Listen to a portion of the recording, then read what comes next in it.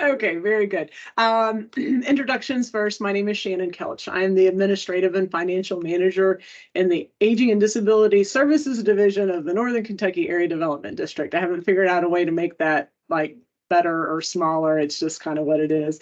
And today we are going to be reviewing the Aging in-Home Services for FY25 through FY27 request for proposal. So again, what we would ask is if you do have any questions, please be sure and say them out loud, but also put those in chat because any questions that we do have, we will be putting also on our website for anyone who doesn't want to go through and just wants the Q&A. And that would also happen if anyone submits a question to us via the website. Also on the call is Ann Wildman. She's our Associate Director of our division. She's going to be kind of running making sure that we're meeting our timeframes and everything else. I'm sorry, I have 3 different computer screens. So if I look at one, I don't see you. All right. So where we want to start here is access to the RFP. You can always call our office. We can send that to you, or you can come by and pick that up, but we do prefer that you utilize the resource on the website. www.nkadd.org is where you would find that. This is our homepage, and the link is right underneath the Northern Kentucky News, Aging and Home Services for FY25 through 27.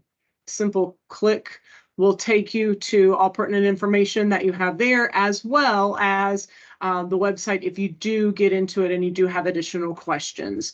Both Ann and myself are reviewing that on a daily basis. So if there is information out there, we will have it updated in the QA section, which will be down here in this lower section. Obviously, you found this because you have connected to the meeting link, which is fantastic. The actual procurement is going to be located down here in this bottom section. There are 3 general areas. This first link is going to actually give you pretty much everything, the entire RFP. The sample contract is just too large to include in there. If you are interested in knowing what a potential contract would look like, this is a sample contract for you to reference. Then we also have geographic and service unit cost form. That is an Excel document because everything up here is in a PDF. Please feel free to open that up, utilize that, and submit during that portion of the application. So we're going to go ahead and just click straight into it. And I'm sorry, I'm going to turn off my camera. My apologies. Okay, so we released the RFP on February the 29th. We're just going to kind of scroll down, and I apologize in advance if I give you a headache for scrolling too quickly. So we are going to be going through the entire application. I am going to tell you when we get to the general information and terms and conditions. I'm just going to highlight some of those. There are significant number of those. Please be sure that you spend significant amount of time looking through some of those. Then we will in detail go through the proposal contents, the valuation contract, the documents and forms. The exhibits are also included in there and will give you a tremendous amount of background information. We'll also reference those during our time together today. All right. We will use this table of contents that are here, and we're going to go here. Our purpose and background. We are the designated area agency on aging and independent living. We do serve the 8 counties of Boone, Campbell, Carroll, Gallatin, Grant, Kenton, Owen, and Pendleton counties.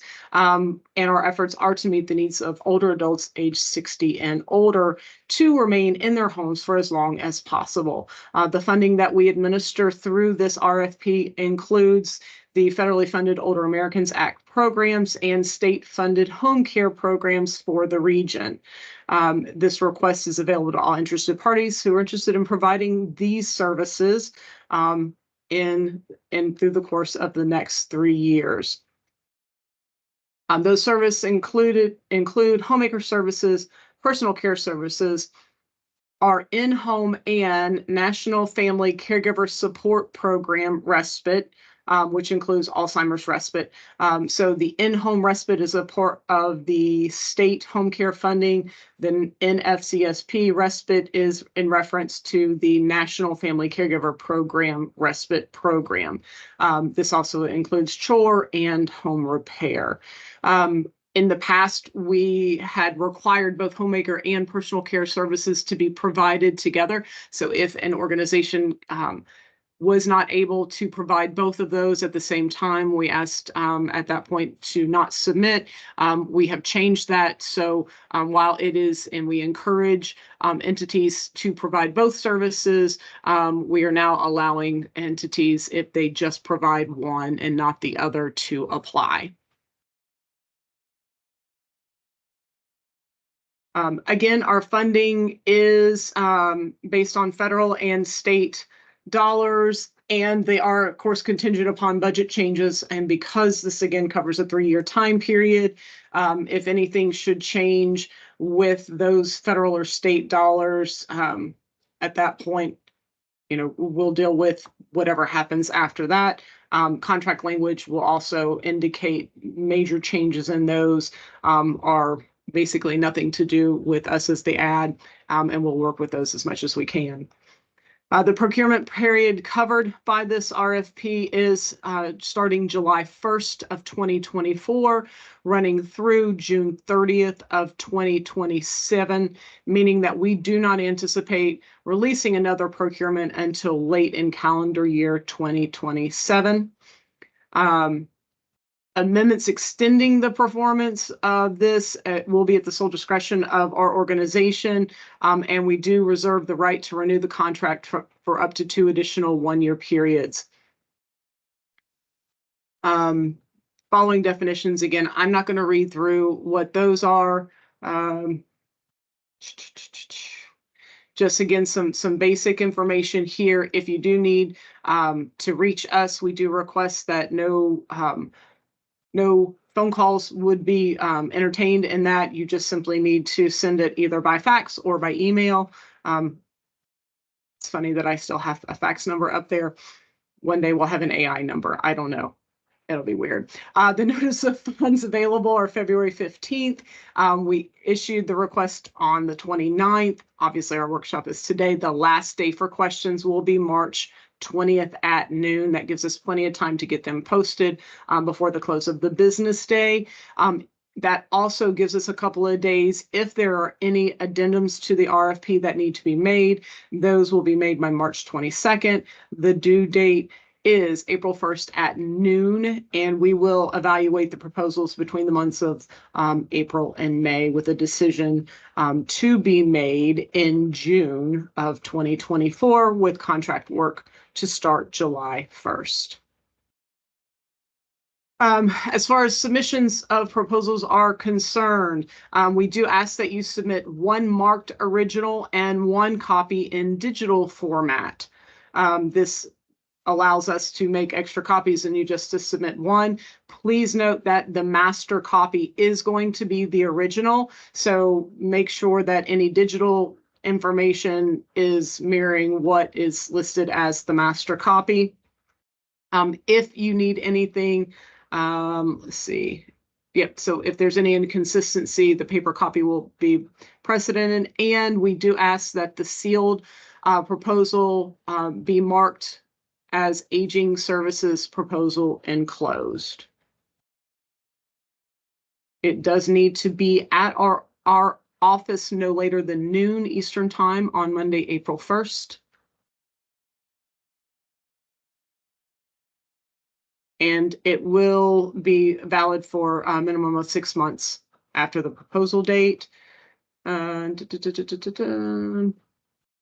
Late proposal and amendments, modifications, or changes received after a response will not be accepted and will be automatically disqualified. And if only 1 proposal is received for a specific service and it's received late, we do reserve the right to consider the proposal and release a new RFP. The bid opening will happen on Monday, April 1st, commencing at 12:05. where we will have at least 2 individuals there on record, and we will have that information available for anyone should they request. That information would consist of the time that they were open, both of the individuals that were there to witness the opening, in addition to the name of the organizations received for applications received.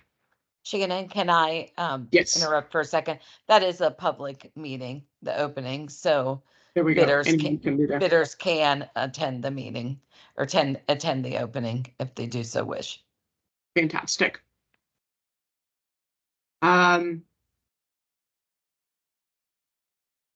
Again, if any information in the proposal, the applicant desires it to be considered as proprietary, we have provision under KAR to do that, and you please identify that on that particular exemption.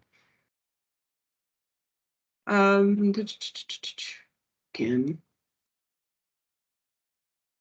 all proposals will be reviewed by our coordinator to determine compliance with all of those.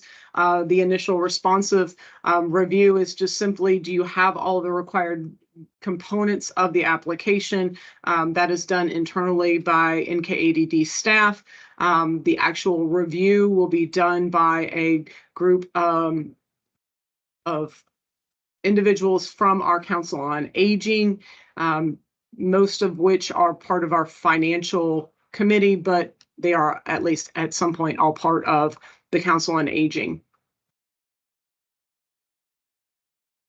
The sample contract is there.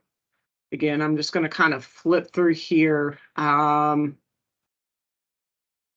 If I have spelled anything incorrectly, we reserve the right to waive minor irregularities in the proposals.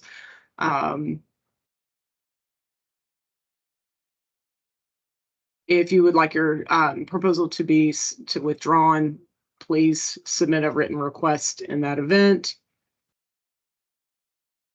If you do have any fantastic, wonderful ideas that you submit in there, we have the right to use those that are in there. But that's just funny. Sorry. There is a protest procedure. Please be sure that that you are know exactly what to reference with that. They must be in writing, addressed to the RFP coordinator, signed by the protesting party or authorized agent. And we have that information in here in several different places.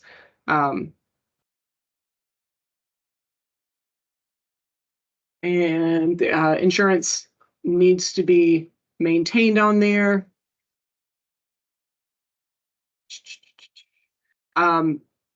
Be sure that you're double checking through all the insurance, fidelity bond, what is necessary for all of those. There's some significant language in all of that, as well as the code of conduct, our criminal records check, data capability, internet connectivity. Currently, and this is the current aging database that we use in the system is a statewide authorized and approved database called SAMS through an organization called WellSky. There is annual seat license fee that is the cost to the selected applicants. We do allow that cost to be incorporated into the unit cost. So keep that in mind. We also do request that high-speed internet connectivity be available at all the main operating facilities. There is also a 10% or 15% administrative cost limitation that also will be identified in the unit cost proposal, and please don't put any more than 15%. The match requirement, and there's some significant language on this, for the National Family Caregiver Respite Program is a 25% match, and for all of those other services, including state home care respite, is a 7% match. Please keep in mind, it's not a 75, it's a 75-25 of the total expenses. So the calculation for that, if an amount is being requested, actually is a divided by percentage, and it's of the total amount. So we'll talk a little bit about that and how the unit cost gets incorporated, because when we talk about the unit cost is the requested reimbursement cost that does not include match. Match will be it in the invoicing process is accounted above and beyond that amount. References are required for new applicants, cannot include the agency, council on aging members, staff of the Kentucky Department of Aging and Independent Living, staff, immediate family members of applicants, employees, clients who have currently received services, or their caregivers. Currently, we have left the language in here that applicants cannot have subcontracts with any other party for furnishing any of the work or services. That's where we stand today. And execution. You have a second pause right there? I'm sorry? You have a second to pause right there? I did. Or do you want to get through the whole thing and then I'll come back to it? No, if you have a question, please ask for questions. The only concern I have about subcontracts, not that I want them, but on the home repair, if there's something a skill level above or beyond our abilities, like plumbing, electrical, that's my only concern.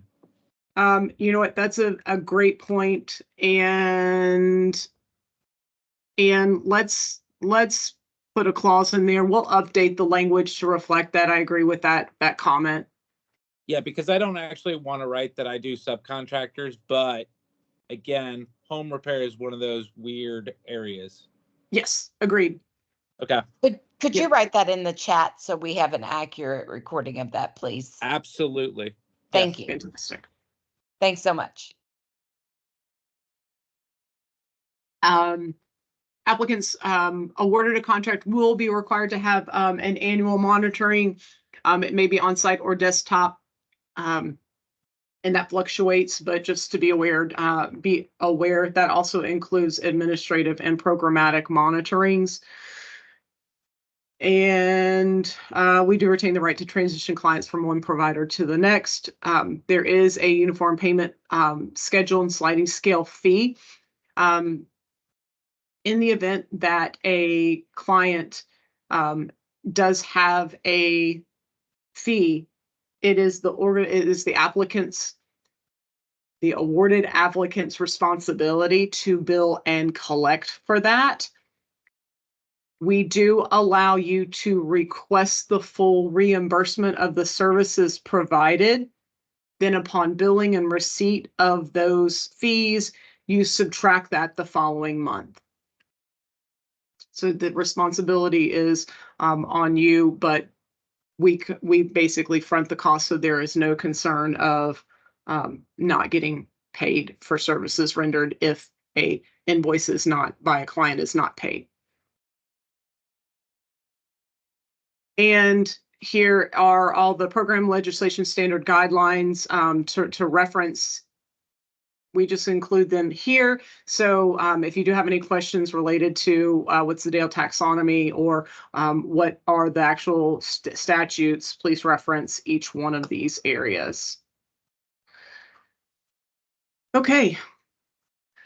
So the proposal content will include 3 sections. The first one is going to be the letter of application, including your signed assurances and certifications. As we get through it, you will see that in each section, if there is an attachment that is required, it will be very consistently listed through this application. So you can just print that, sign that, and then include that.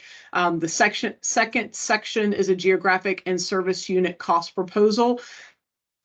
That is simply where you're going to reflect what the unit cost is. That attachment is an Excel format back on the NKADG website, but is also here if you wanted to type it in. And then section 3 is the actual service proposal, which will be where you include all of the narrative, and we'll go through that. Proposals must be written in English and submitted on 8 1/2 by 11-inch sheets with a descriptive title page separating each section. please number at the bottom center. And if at all possible, please list those in question response formats. And be sure you do those in the order by which they are received and requested. Here is the cost and the match information. It is also broken down there, and you will see that there are forms in the event that in-kind costs are part of the match, and those are perfectly fine. They're either cash or in-kind. We have additional documentation that will need to be submitted that just verifies what that cost is, the amount, how that data is collected and provided.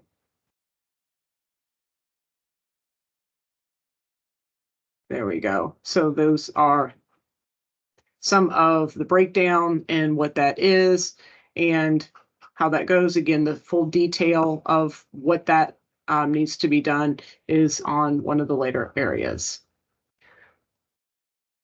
Okay, the letter of application is going to be fairly broad related to the organization. Please list the corporate name, the federal ID number, the DUNS number, all of that good information that we're going to need, address, phone number, fax, email. For whoever the contact person is, please list their name there. Please list your name and address and telephone numbers of your principal officers, as well as the location of the facilities from which you will operate, understanding that if you do have one out of state, if you do have local offices that are going to be there, please list those as well. We also ask that you include all of the counties that you're interested in providing services, as well as what services. In the event that you will serve all services and all counties and all services, that language is totally sufficient in this area. If you only want to provide services in Boone, Kenton, and Campbell for homemaker services, please list it that specifically. Please include a staffing chart that is listed in this type of example. So staff names, position titles, and counties they're currently providing, if you are currently providing services in our counties. Any questions that you ask that you do not have a response, just please answer with NA. This question 6, you're just going to be talking about the type of experience they have in the provision to providing these services, as well as the length of time in years. And if you have not provided services in the state of Kentucky, please list the service history and references should be submitted to support documentation. Again, the references should include agencies' names, contacts, addresses, all that good information. If you are not currently providing services in Northern Kentucky, we also need you to fully describe the planning steps, including the milestones leading up to how these services and any local licenses, certification permits would be provided to clients with a start date. And please let me know we need to update that to start date July 1st of 2024. Got it. Thank you. And please identify if you do have any conflict of interest. That's what number 7 is in reference to. If your organization has ever been cited, sanctioned, debarred, suspended, please list that there. Again, if not, a simple NA is sufficient, as well as question number 9. If you do have agency HIPAA encrypted email software, please just let us know, and let us know the name of your internet service that you're using. And at this point is where you would attach all of your federal, state licenses, certifications, permits to provide services that you're applying for. We do not submit, we do not have a maximum number of pages on this, but it's let me just leave it at that. We didn't do that. This is section 2. And so section 2 includes just a few questions, but then also the page. So at this point, our units for all of them are 30-minute units, except for respite that is provided under the National Family Caregiver Program. In that case, we the cost is shown in an hour. So unless there is a different cost for that, and we probably need to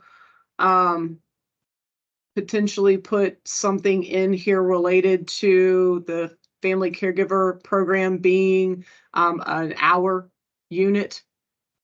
Got it. We will update that to reflect that. At this point, we will need a service unit cost breakdown chart for each unit cost that you are going to show, that you're requesting. If a single unit cost covers all counties, then just simply submit one.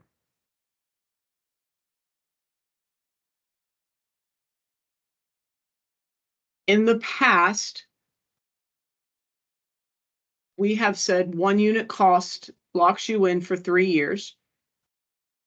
Upon receiving a contract, the contract does list language that allows you to do an annual request for an increase based on sufficient justification.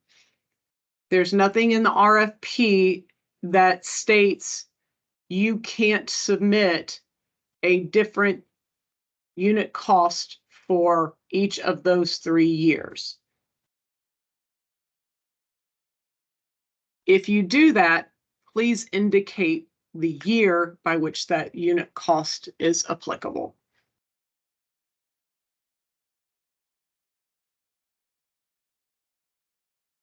Applicants are again required to provide that 7% state home care match or 25% family caregiver respite match. Please indicate how and which of those you will. If you will be doing both of those, mark both of those, and then how the in-kind match will be calculated. Question 3 describes volunteers if they are utilized. Again, if they're not utilized and NA is sufficient, please list your fundraising activities as well, the direct benefits available to your staff, and any donation policies and how you use those funds if you receive them. This is the unit cost, this is the 1 unit cost form. You will want to potentially use this in the event that you have multiple unit costs for multiple services as they're listed above. The way that you fill this out is if you're planning on providing homemaker services in Boone County and that rate differs from any of the other ones, you're going to list the unit cost in this space to provide homemaker services in Boone County. Again, if they are exactly the same all the way through, you could just simply write the unit costs and put a line straight down. That way we indicate and know that it would cover all of them, maybe with just an arrow, or feel free to type or write those in every single area. If you're not providing services in any one of these areas, you can either leave it blank or write NA. This is going to be a document that you're going to want to do multiple times if you have multiple rates. And basically, these are the line items that you're going to use for your administrative cost. You are limited to 15% of that. This is where you're going to list your direct service cost with the total cost. So the total cost of the service that you have here, this amount here should reflect one of the costs in whichever corresponding line that is. So if you do have multiple costs for one service across every single county, you're going to be doing this a number of times. So just simply make a copy of it and put it in there. Questions? Yeah. Just to be clear about that service unit cost breakdown chart. Mm-hmm. The total at the bottom for the total unit cost, that should Yes. be the number that goes in for the homemaker, say for Boone, right? Yes, correct. Perfect. Does Yep. it have to be extremely detailed? Like, No, the only thing that we do ask is if you do put a cost related to other, that you just explain what that other is. So, Yeah. if you can group can I add those, lines and just make those other ones? Like I can as go a, other dash.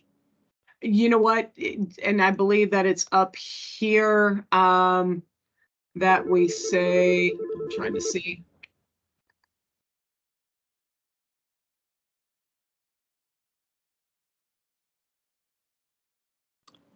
Yeah, it just says if others are listed, detail those, what those are. I mean, honestly, you can just simply write them in. We don't need the extra other lines, especially if you're doing 50 cents here, 25 cents here, you know, and the total amount It's ends up. insignificant. Yeah. Yeah, Okay. absolutely. Good.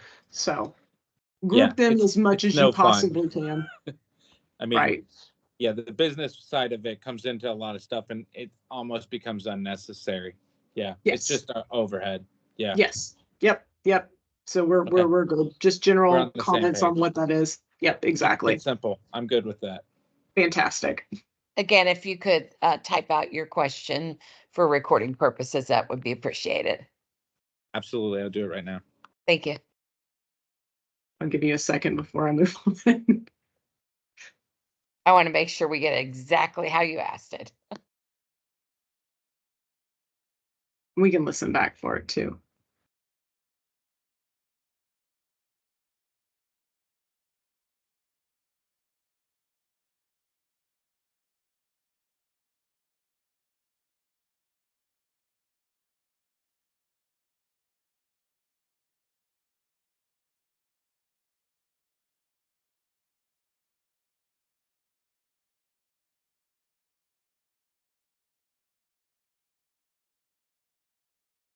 What's the other chart's name? We have service unit, and then the one above it is called the geographic service unit cost form. I got it.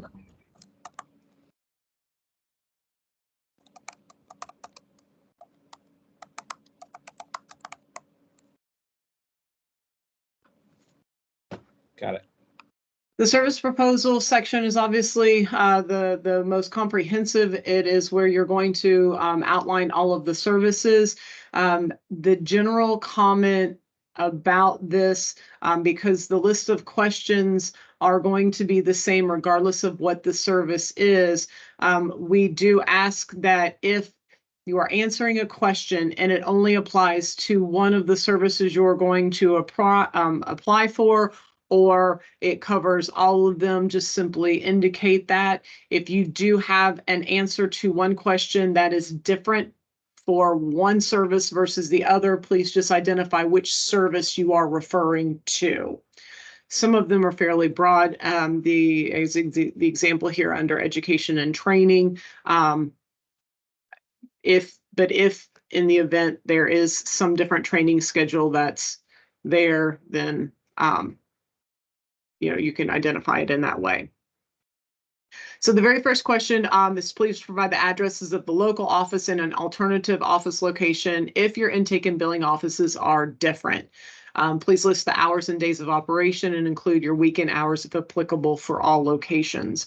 So if you are located out of state, but you do have an office here, and then but that office perhaps is in a different region of the state, please list that, and then list where your local office, if you plan on having a local office, is. It is not a requirement that you have an actual office in our 8-county area.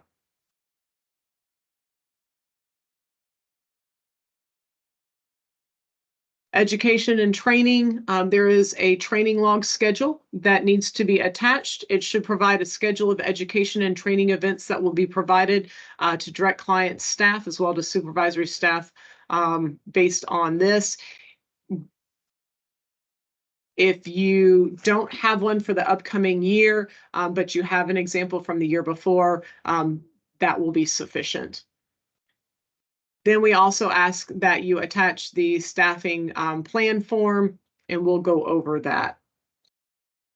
We also ask that you attach job descriptions for each job listed on the staffing plan form. If more than one person fills that. So if they're aides or caregivers, that's all we need, just a general. It doesn't have to be list each and every single one of them. The quality assurance and service details. Again, if the response to a question differs based on the type of service being provided, please just indicate the service and start with a new paragraph. So here we're just asking that you describe the applicant's intake procedures, to who you would not serve, and the coordination of services between the applicant and the client. And also please provide source documentation if you are able to contact the client within 24 hours of receipt of the original and the initial referral. Question number 2, please describe the process by which ensures services are provided according to the service plan. So how are your aides notified of their schedule, the documentation of time in and out? Please do specify if there is a certain GPS or other electronic devices that you do use, systems. Also reconciliation of units ordered versus delivered. So again, just describe that process, and then also your billing and intake communication. So that's not just simply your internal processes, but also as part of this system, you'll be required to enter those units directly into the statewide approved system. So please indicate how often you plan on doing that. Is that a weekly, is it a daily, or is it just once a month? Question 3, please describe how your clients will continue to reach services when there is inclement weather, shortages, illnesses, or other events that may interfere. Question 4, describe the processes for ongoing supervision, including your supervisory field visits. Number 5, please list the number of unduplicated clients your agency has provided services to in FY22 and FY23 and currently through 24, as it relates to the services that you're requesting. If the difference between the 2 fiscal years is over or under by 10%, please list the reasons why the change.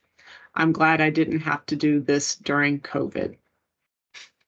Then again, the answer would have been very, very easy, COVID. Number 6, list the top 3 reasons why services were not provided. And number 7, list the top 3 reasons that prompted changes to clients' service schedules.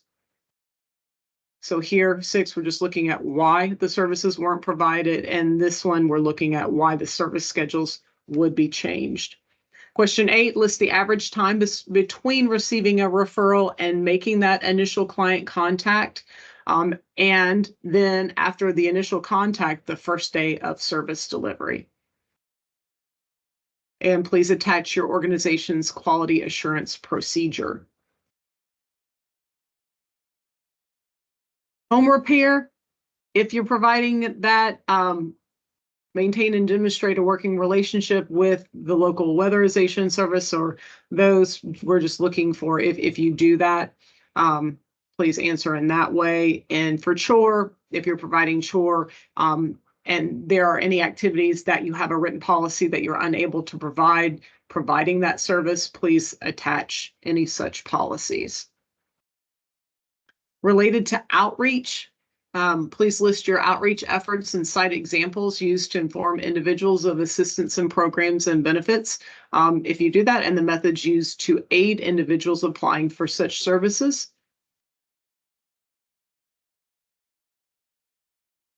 And number 2, please list your coordinating efforts and cite examples used to coordinate with other community public organizations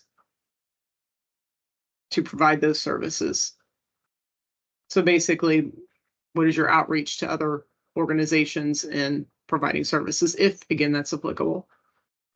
And then the last question is the evaluation. How does the applicant measure quality of service satisfaction? Please give an example of how clients' input was gathered, used to improve, enhance, or expand programming based on those procedures. And please attach a copy of any satisfaction surveys or forms that you use. New to this year are other services offered. Please list other services available to the clients other than the services being applied for. So in this particular situation, if you provide more wraparound services that may even have extra billing components, that's okay. We're just looking for all the extra services that you may have as an organization available to clients that are coming through your doors.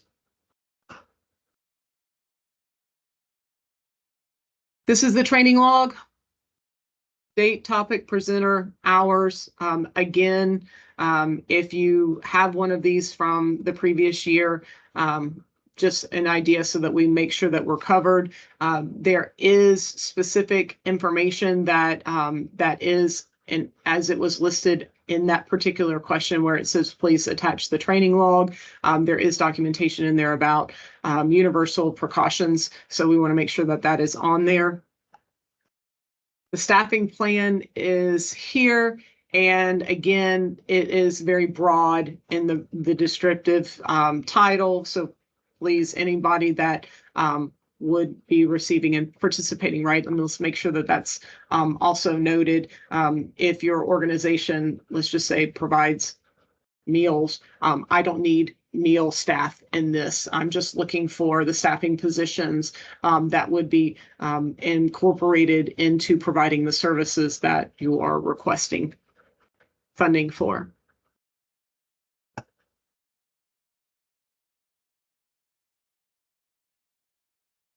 The evaluation and contract award, this is the last section, just gives you some information about how we're going to be scoring it. The geographic service cost proposal is 47%. The services proposal is 53%. So as you can see, it's not a simple lowest cost automatically gets it. We value the services and how you provide those services, which is why the total points are at 170 versus 150. We do have a cumulative total that if you do and are awarded less than, then you would be deemed unsuccessful and no further consideration given. We will notify the applicants by writing upon certified mail upon completion of the evaluation process, and unsuccessful applicants will be also notified by certified writing. In the event that you do have a protest, we do ask that you follow 910 KAR 140. The next few documents that we're looking at here are going to tell you what it is that our review committee will be looking at and the cost and the points that we are awarded to that. So basically, method of match, if you're doing cash, it's 10, in kind 10. Oftentimes in these, as long as you're answering the question, you're going to get some points. You will see at the bottom, though, in italicized, it's going to give you indications of things that we are looking for that would potentially either award you additional points or, like in the case of this, if you said in-kind match was being used, but you didn't tell us how that in-kind was being done, then you would get 5 points subtracted.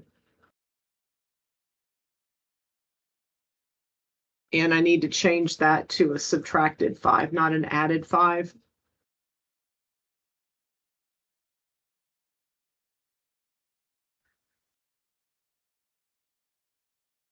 If you do, sorry, I've saved my microphone.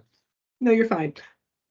If you use donations to provide additional services to the clients, please again indicate that in your response, and you will receive an additional 5 points. Again, if you're going to submit all the services in all the counties, you're going to receive the greatest points. If you choose not to, certain points will be deducted. Award 10 less points for each service that is missing unless there's a single unit cost for multiple services. So again, complete it accurately and you get your full 50 points there. And if the total unit cost portion is higher than 15%, then you will get 0 points in this particular area. The services proposal, again, we kind of break it down in certain ways. The staffing form, if you miss it, award 0 points. And for the job descriptions, 1 less points for each job description missing. Again, please keep in mind that we also need those job descriptions included. Describing your internal procedures, we are awarding 10 points for applicants who have provided source documentation in which the contact with the client was made within the first 24 hours of receipt of referral. If you're able to provide that, that's fantastic. That just ensures that you have the following mechanisms that allow that to happen. If you do not, doesn't mean that you don't get less, just means that you get an additional. For this one, under quality assurance, then documentation of time in and out. If you do use some type of GPS or tracking technology, you will receive an additional 15 points. And you'll be awarded the full 15 points for applicants who enter weekly, 10 for bi-monthly, and 5 for monthly entries.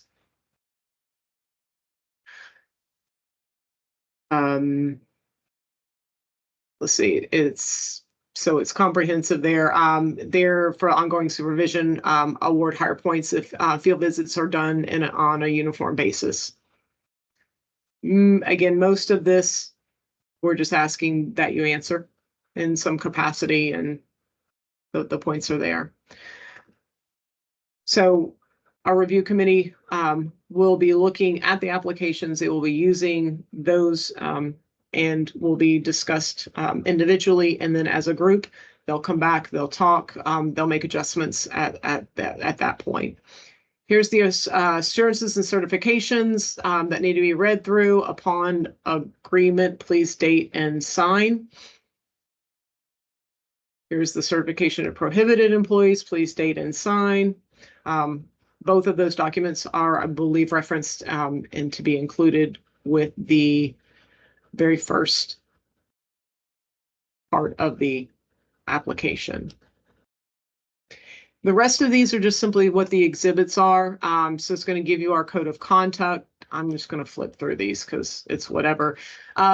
This one, please take a little bit of time to review. We are in the process of updating this, but these are some of our general operating standards.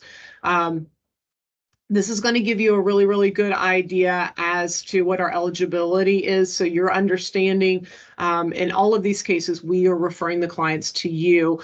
So we define what the eligibility is. It's just always good for you to know who is coming your way.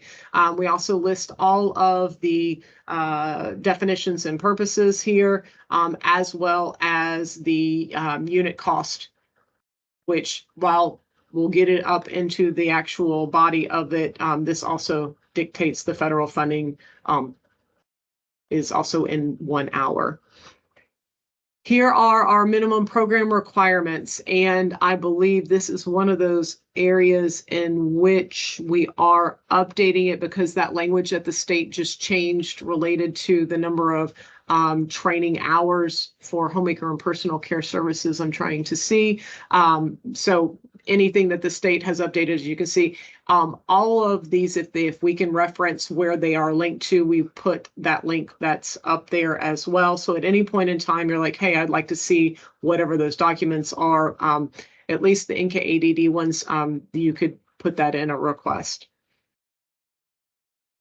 Provider responsibilities, again, please take a look through what those are.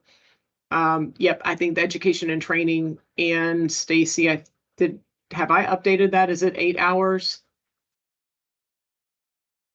And we just updated our monitoring. It is 8 hours and 8 hours of shadowing. Okay, so that's part of what's being updated. Okay. It is updated in the monitoring tool. Okay. So those first number of pages really talk about, and the bulk of all of that comes straight from the Dale taxonomy and KRS. Our general operating standards do look a little bit different. And so we do ask that there's certain ways. And again, this is all upon a successful applicant. This is how we communicate. This talks about the different ways in which we request successful applicants to communicate provider issues, our client issues to us, and how our folks also, our case managers, respond to you. I can tell you that unless there is an utmost emergency situation, all of the other communication minus emergency information is done via the SAM system. It ensures that we have prompt date timestamp on when that is, that you also receive that, and we know when you've received it, when you've completed it, and the same goes for you. When you send the case manager contact information, questions, so we can ensure there's some consistency, and it's all connected to the client's file, so no more emails going back and forth. Did I send one? Did I not? Everything's located within the confines of that system.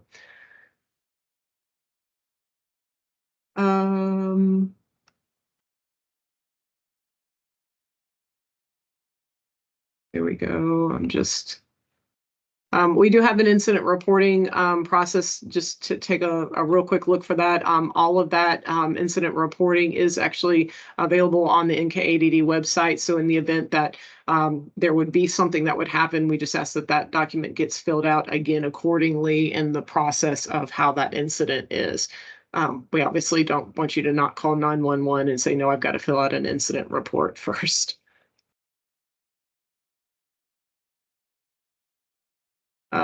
Again, the provider communication is going to be extremely important to take a look at as well.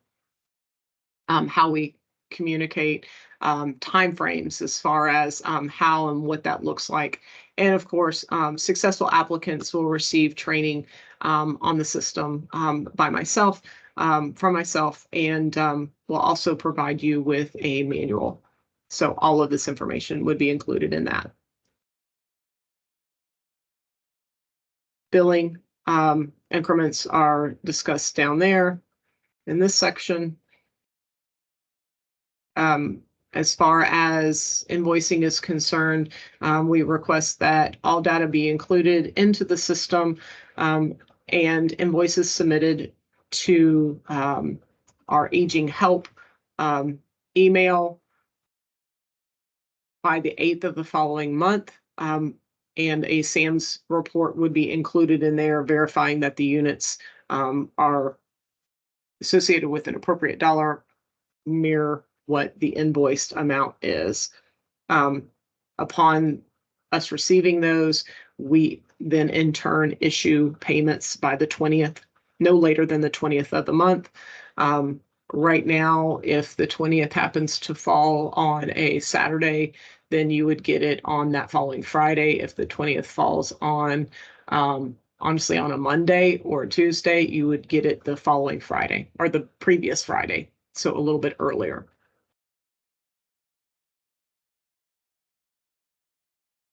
Senior adult, older adult population, what does it look like? This is our most recent 60 plus population, how many we're looking at in each one of our counties here. So what does that volume look like? But if we're really going to look at what is important, we want to know what are the current dollars available, and we want to know what does that look like. So we put all sorts of good information here in the financial, geographical, and volume information. The FY24 allocations for each of the services that we are requesting are here. So homemaker, personal care, respite services, top 3 lines, then chore, home repair down at the bottom are all our home care funded, and the Title III-E in-home respite, adult daycare respite is listed in that 4th column as well. The active and waiting clients by county list, we do want to be very transparent. We are with our boards. We have this is probably changed because it's not our waiting list is moving and breathing. At the time that I created this document, this was the most accurate information. It is not too significantly different. From here, we may just have more that are waiting for additional services. So the first column is how many are currently active, and then how many that we have waiting for those additional services for each one of the corresponding programs. If you don't see one like chore, that's because we don't have anybody active or waiting. Below are the average in-home unit costs based on the services that we are currently reimbursing for. We did include some chore home repair scope of work language. So if you are looking at and considering providing those services, these are give you an idea of what it is that we're looking for. As you saw back in the services proposal, it did indicate if there are things and items that you don't see here that you don't do, please just provide us the policy that says why you don't do that. Lots of good stuff along with your minimum service standards as well. No more than 500 on any one household per year. I can tell you that that's the standard language. We do have access to other funding. So in the event that one of those things may end up costing significantly more than that, that's just a conversation that needs to be had between not necessarily the case manager, but our supervisor to see if there's other ways to provide services for that. We do have a disciplinary and grievance policy and procedure. Depending upon and how that language goes, please read through that. We have a form. Sorry, gonna kind of keep going through there. The grievance procedures are listed there as well, and also we have that listed. So if you're there, if you are placed on a corrective action plan, this will be completed.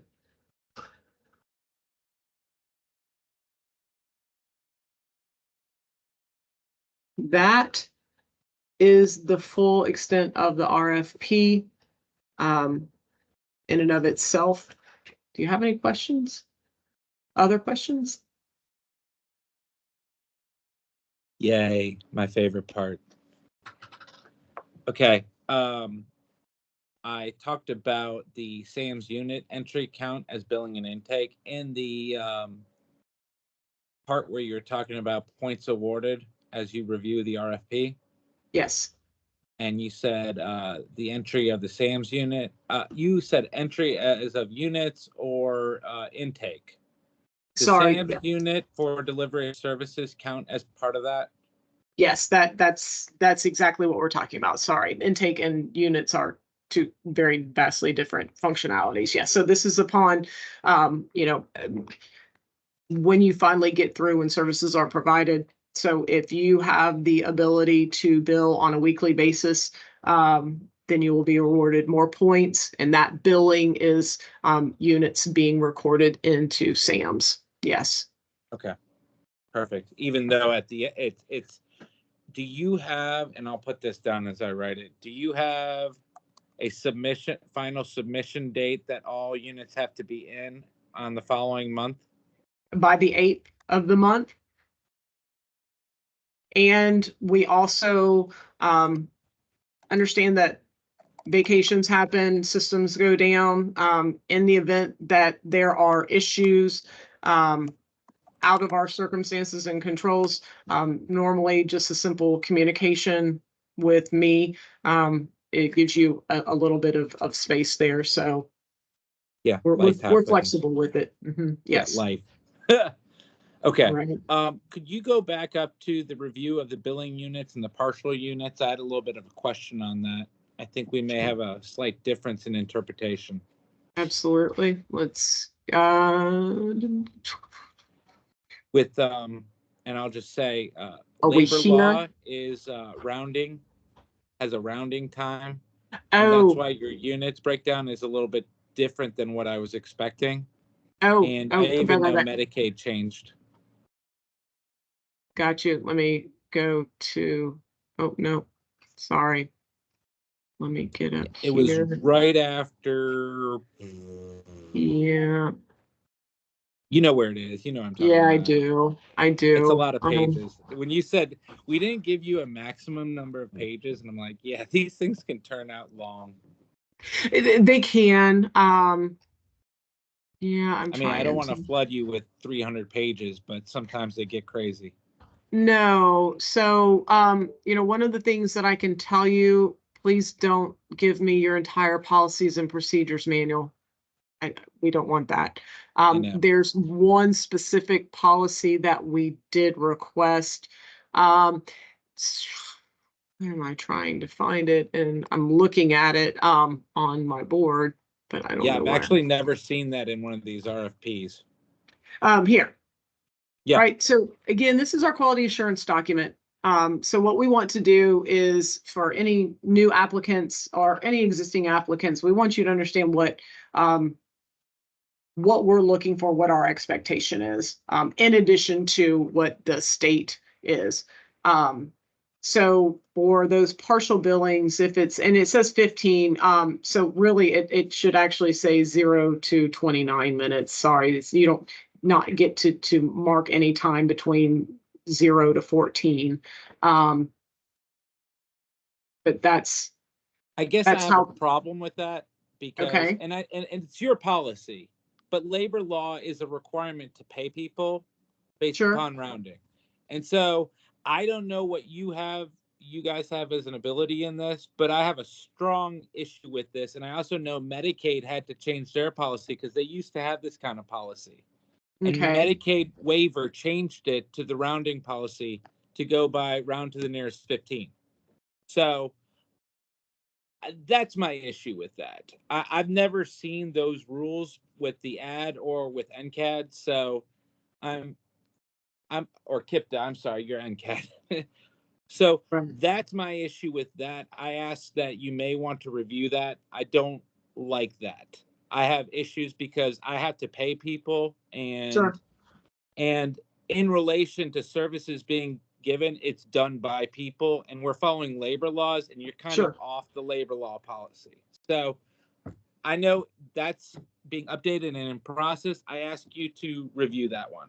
sure. We can absolutely do that. So it would be no bill for 0 to 7.5 minutes, and then 7.5 minutes to 15 minutes. You get 15 minutes. So just that's the rule of the rounding. So just as a Okay. consideration. Sure, sure.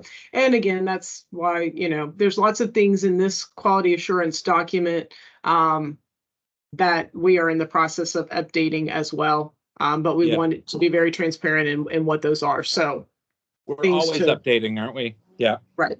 Yes. Okay.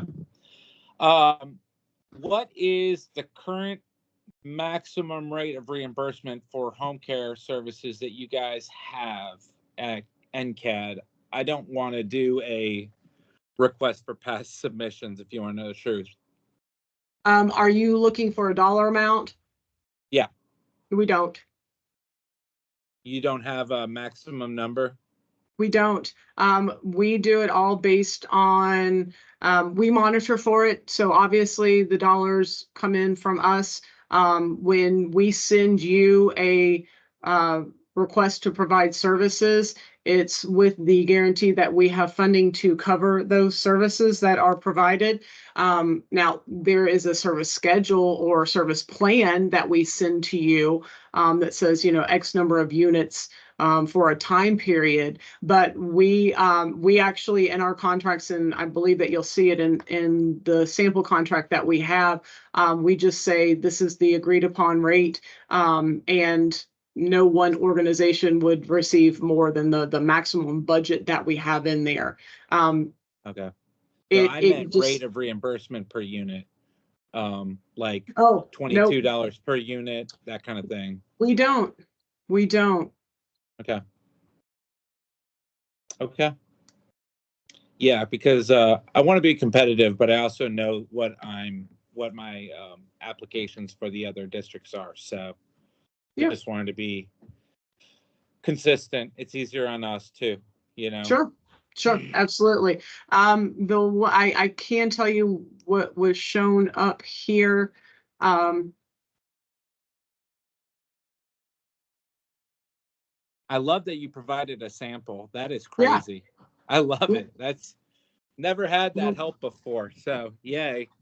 You know, I'm trying, I guess I've flipped back. Oh my, oh goodness gracious, it's way down here.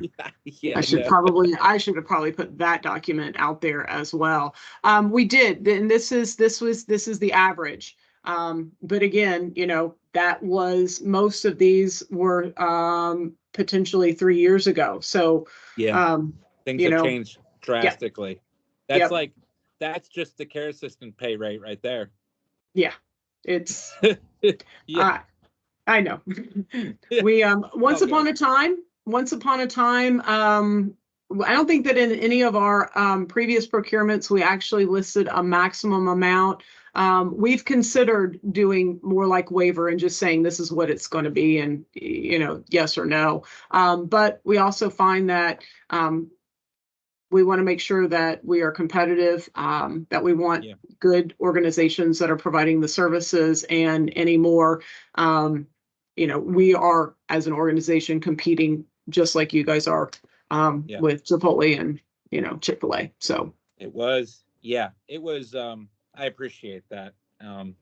Exactly. And it was helpful with one of our applications that they just said, this is the maximum that we can reimburse, because it made it easier for us to do other things and say, okay, we can work within that. That's fine, you know. Sure. But it's fine. Detailing why a rate has to be a rate is, now that I've done it, it's doable, you know. sure. You just break down your business and you look at yourself and you're like, wow, those things do cost a little bit of money. Yes, they do. Yeah. Okay. Again, I'll keep up with typing these things out.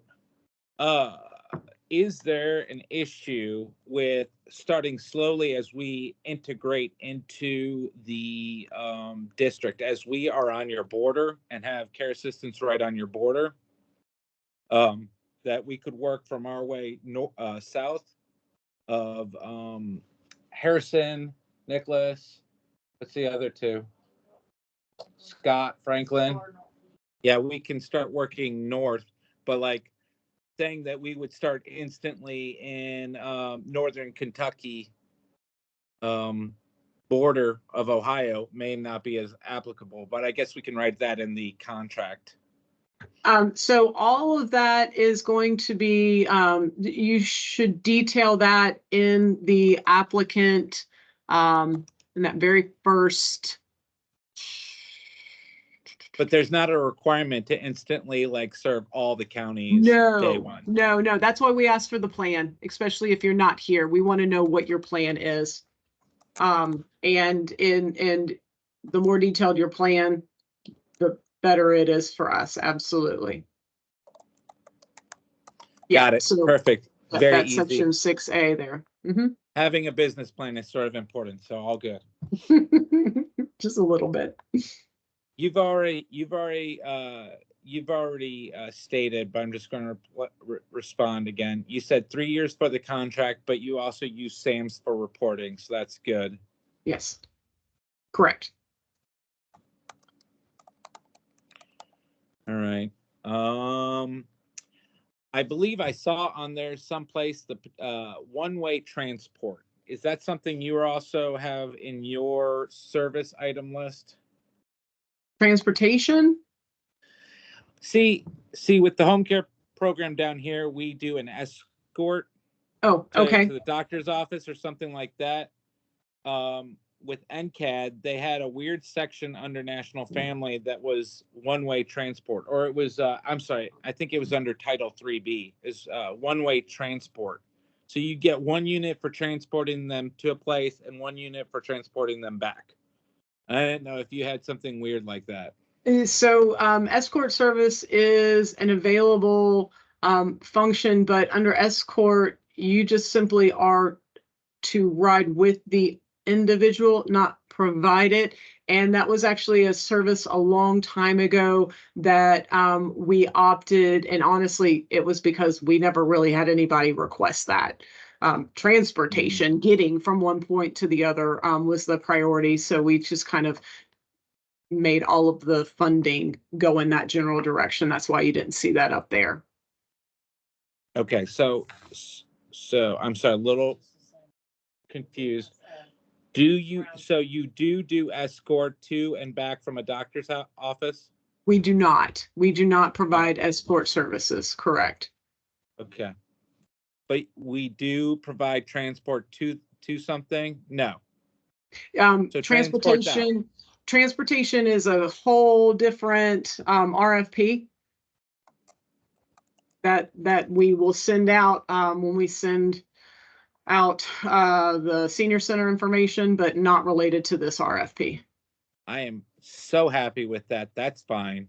Our care assistants will be happy to not have to worry about that as part of their home care service plan. Yeah, no, that would not come over. Okay. Yeah, it's a fun business. We were talking about it today in our training. You said a list of employees or a list for of staffing. Are you asking for names? No. I mean, other than administrators, you're not asking for my list of care assistants that can change. Correct. No. All we're looking for is that the language that you use, care system, right? Some of them use caregivers, some use aides. Whatever that is, no, that's a general grouping. And then we just ask that at the time that you're filling the application out, you just say how many that meet those criteria. And that's in the staffing plan. Got it. Perfect. Yeah, Much very better. general. And so again, kind of here in this section, the job description. So what we would anticipate is whatever job descriptions you have for individuals who would be working in these programs, use that as your starting point, and then just group everybody, however many of those you have in those categories. Very doable. Yeah, thank you. Just good to confirm on some of those things. Sure. Now, I was seeing your percent matches, and yes. Now, I like that you've just combined National Family in with home care for this application. So much simpler. They work together. I'm totally on board with that. I hate having to double my whole application just to write for National. So you're saving me time. Yeah, a little bit less of that night burning up the oil, but the percent match for National Family, you said, and it's the way I think I do it, is I give an invoice and then I give a match form that says how much we're declaring as our match for that.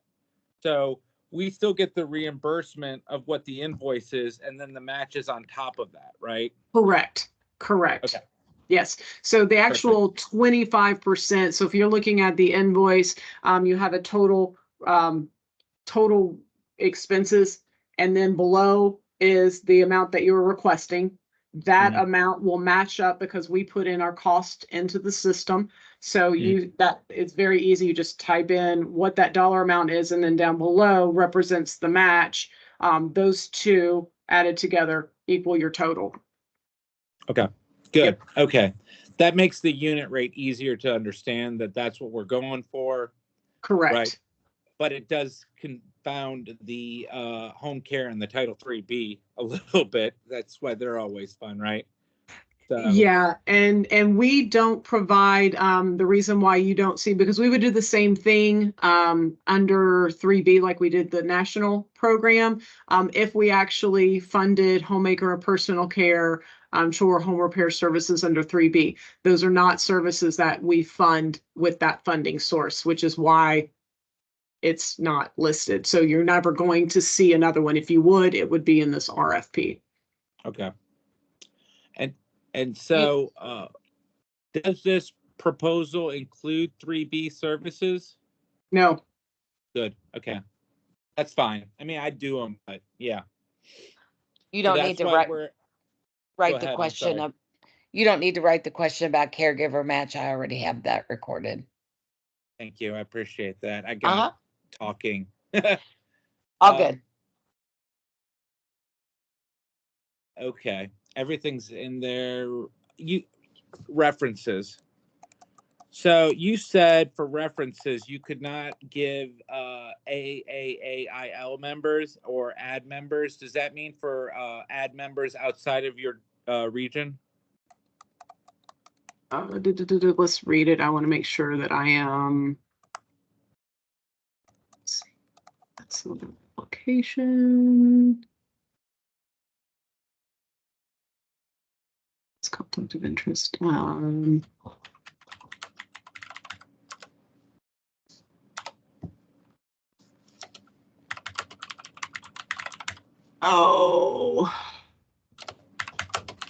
What is references?